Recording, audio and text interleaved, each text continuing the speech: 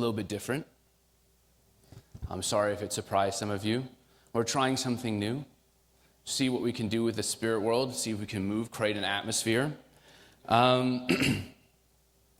Anyways, this week, normally, we wouldn't have service. We normally have home groups. So I'm grateful that you all could make it and spend this time together.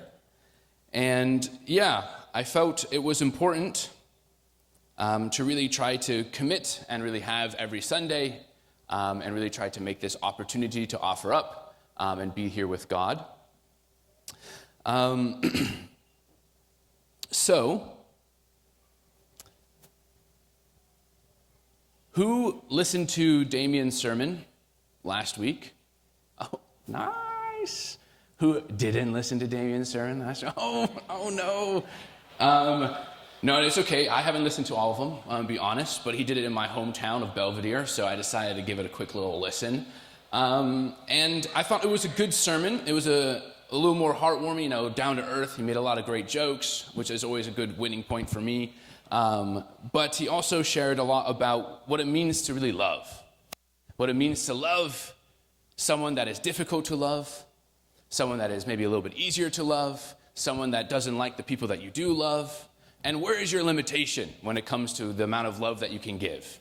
And I thought it was a good reflection on ourselves because, we like to think that we're people that can love everybody, but some people are just really annoying and kind of miserable, and it's a lot harder for us to love. So, I felt, anyways, it was something that was also tied into what I wanted to talk about.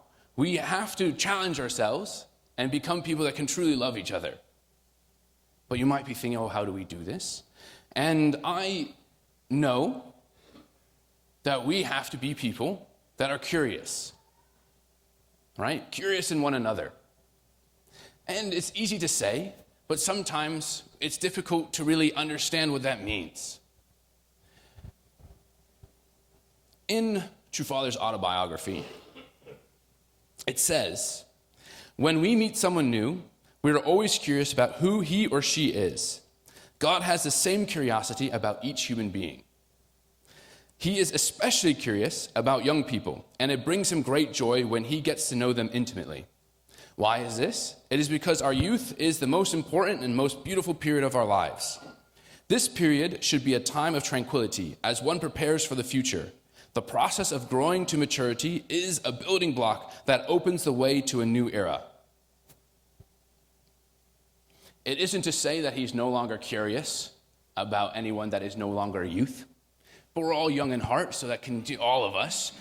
But it's more the future or the potential that person holds is really what brings God so much curiosity. And you might be thinking, why God, if he is all-knowing, omnipotent, and all-powerful?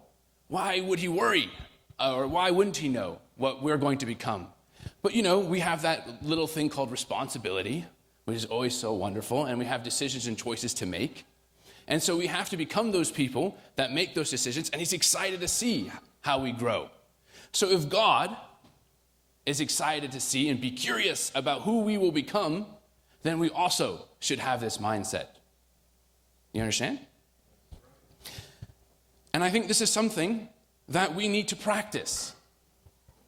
We need to be people that are curious about each other and approach each other with that curiosity. Sometimes we fall into the trap when we approach someone, we already know what we want to say. And so we approach someone with already something in mind, and it doesn't really matter what they say or how they answer, but we already have our guidance, or we have our comment, or we have something already loaded up and ready to go. And then people feel this. They're like, ooh, there is an ulterior motive. I understand kind of where they're coming from. And then guess what? They don't necessarily want to talk to you. And we sometimes fall into this trap. When we're trying to create an environment, right? Mother's asking us to build this beautiful environment where people feel loved and people feel something, feel a different spirit. Then we need to change our spirits. And we have to become people that are curious about each other.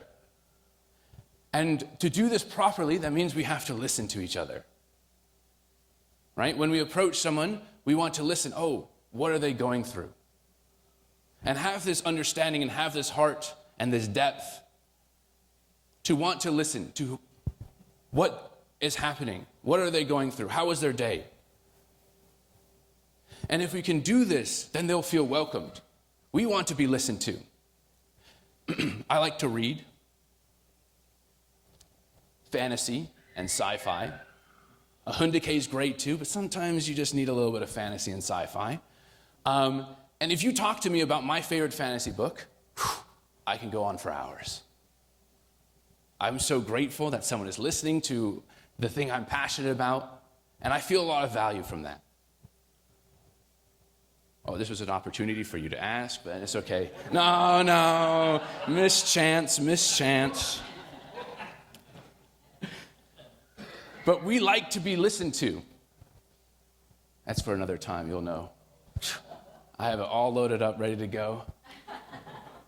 Right? We like to be listened to. We feel valued, we feel heard. Right? We feel like we're loved and cared for when someone takes their time out of their day and listens to us. What we're going through, what's been happening in our week, what's happening in our lives, how our relationship's going. How's our relationship with God, or maybe just with each other, how's work? If someone takes that opportunity just to listen, it makes us feel good, right? We remember these times. It happens, hopefully more regularly than not. And if we can build that and make people feel that way, then people will feel different.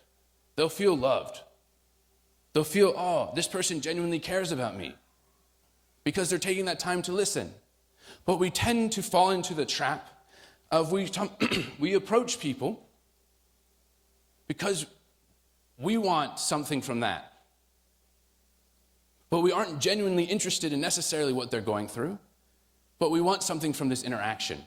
And so that's why we approach. But we have to build this habit of approaching people as God's representative. And I think this is something that's extremely important. That we learn how to do that. God's curious about us. And some of us maybe do this already well, but it's something that we can practice constantly. And this is a beautiful opportunity in a church like this, in a community. And it might be really easy for some of us to talk to each other because they're our homie, as the young kids say. They're our friends. We're already comfortable with this person. But how about the other person? Someone that we don't normally see every Sunday. Or someone that we do see every Sunday, but never really got to know. Can we be curious about them? This is something we need to practice. We need to create that kind of environment. Because if we can do that, then people can really feel a little bit of a different environment, a different spirit, a different heart. And then genuinely they'll want to come. But sometimes we don't really have that genuine curiosity. And so even though we change a physical environment, spiritually our environment's the same. And so this is what I'm going to try to challenge you all. Is how can we build this environment, this spirit, where people feel welcomed? We want to be a place where people can come back, right? We all have someone in mind that we would love to see here on Sunday. A family member, a friend. We know someone, all of us, without exception, know someone personally that we would love to see here. But what happens when they do come? Oftentimes, we bombard them with a bunch of questions. Oh, where were you? It's been so long, right? But if you take an opportunity and you're there with them and you're like, hey, it has been so long. I would love to know what's going on in your life. Would you like to grab a coffee? Coffee or miracle workers, I'm telling you. Or, oh, it has been. How is your life going? Have that genuine curiosity. No expectation, nothing loaded up, ready to say, no advice. No, oh, I heard that you did this and this and this, ready to go. But you're excited to see them, and you're ready to be that person representative of God, to be given that opportunity to love them. And to do that, you just need to be curious, ready to listen to them. In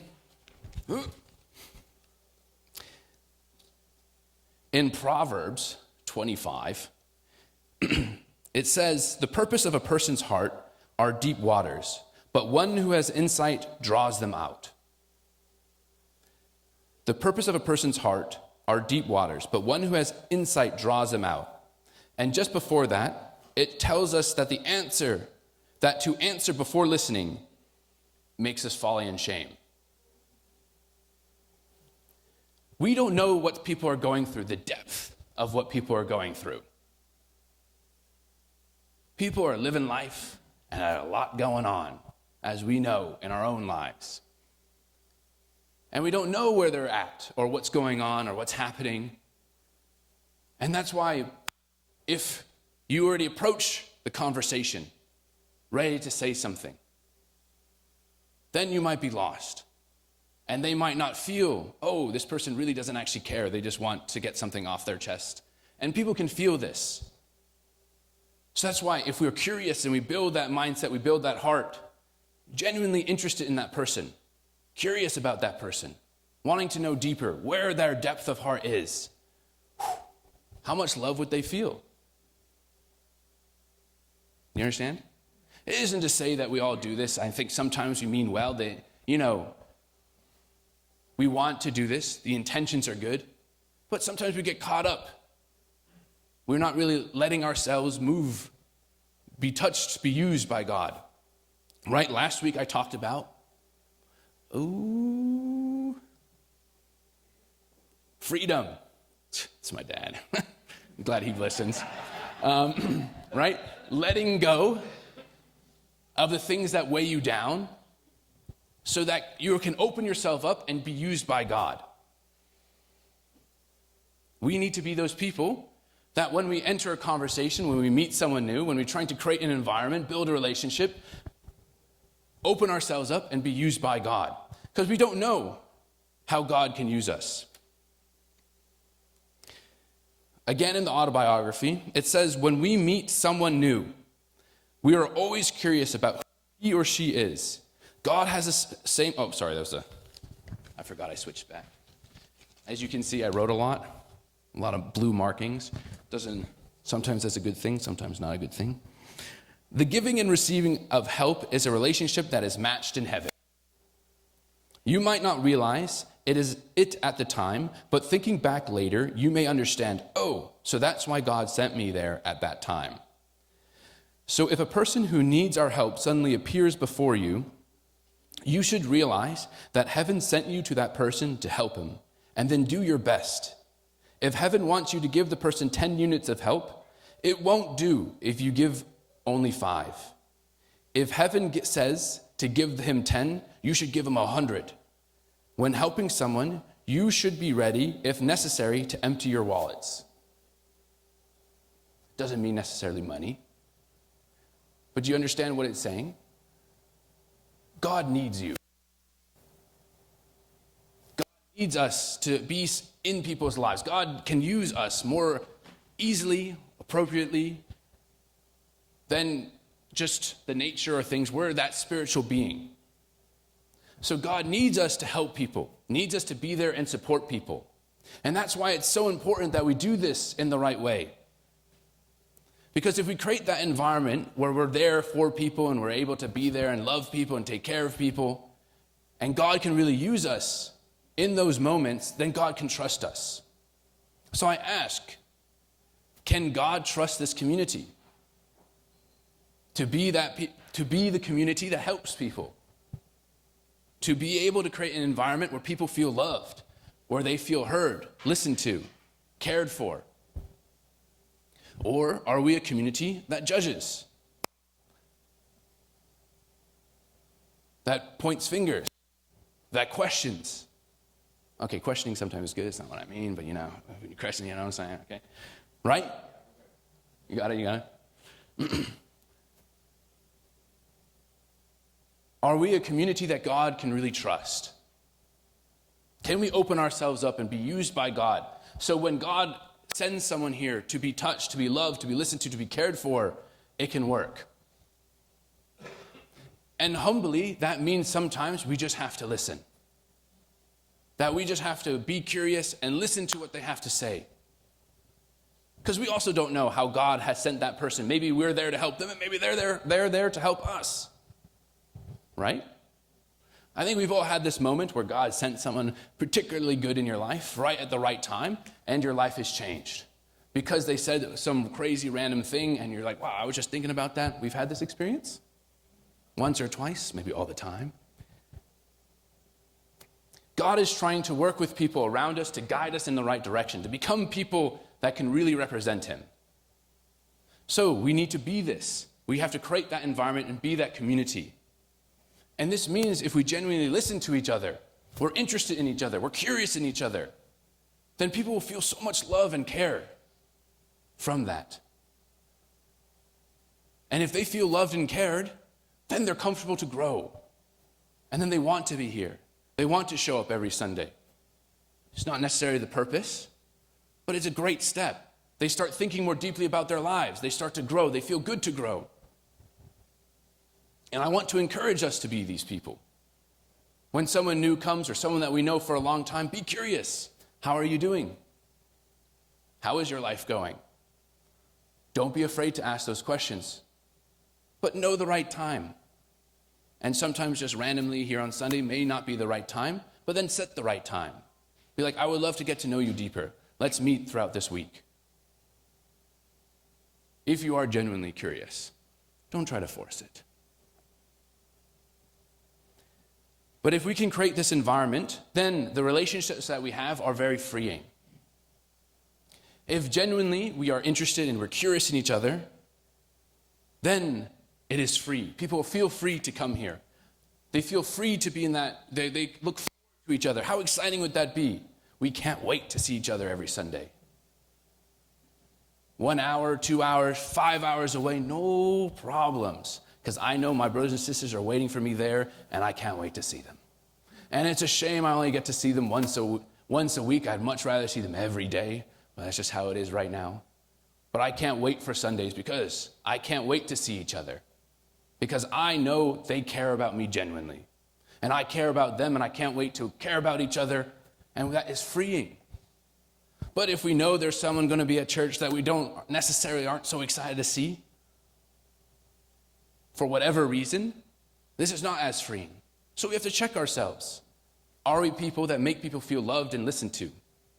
Are we people that can really love and hear and listen and we're ready to listen? And we don't have anything loaded up, ready to go, and we're just curious about what's going on in your life. I say this because I want to build this environment with you guys. I want to build a community, create a community, or continue to create a community that people can easily come to. That maybe they haven't been here for a long time, but immediately when they walk in, they feel welcomed. They feel loved. They feel taken care of. And then once they feel that way, maybe then God can work and open up their hearts and they can feel something different. And then they can have that ignite, right? Why do we sing songs before every service? For the spirit, the atmosphere, right? To step away from your busy lives, everything that's going on, to put it aside, just be in the moment and to feel something, to go to that deeper level. And then when you're at that deeper level, maybe God can really work with you because you're no longer bothered about everything that's going on. So if the music is there to do it, then we as people of the community also have to do that. Create that environment so people can be free. Curiosity is not just a personality trait. It's a spiritual posture. It's how we love people, how we grow, and how we make space for God to move. I wrote that. If I say it seriously enough. Right? It isn't just, I know for some of us, we're introverts. I also am an introvert. I know this might be hard to believe, but I'm someone that likes to just sit inside with a cup of coffee and read a book and don't necessarily want to talk to anyone, if I'm honest. But even introverts do need to have moments where they feel heard, right? We still need to talk to people. We're not built to be all by ourselves. We want to have that give and take. We want to have that love. And so that's why if we are learning and we're practicing to be curious, we don't know how God can use us to love someone. Maybe someone is struggling and just needs someone to come up to them and ask them how they're doing and just listen.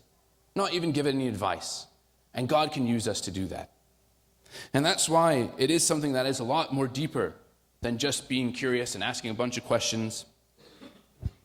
But it is how we can really love and create that environment and create that spirit and create that atmosphere for God to move. Because that's what we want to create, right? Aju? We want to create that place where people can be, that we can easily welcome people back. That we can invite new people. And they feel comfortable in this environment to grow, to develop a relationship with God, with true parents, with Jesus, to go deeper in that heart. But if we don't build that environment, then people they'll find it somewhere else, or they won't look for it.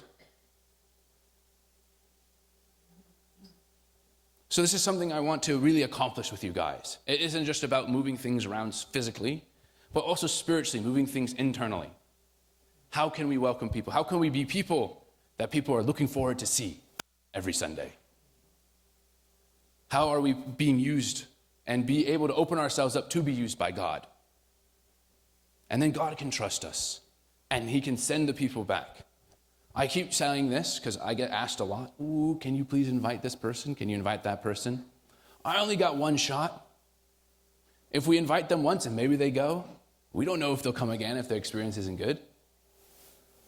That's why we have to prepare and create that environment, that atmosphere, so that when we do invite people back, they will feel loved and they'll feel inspired. And then God can trust us to send more people our way. Aju?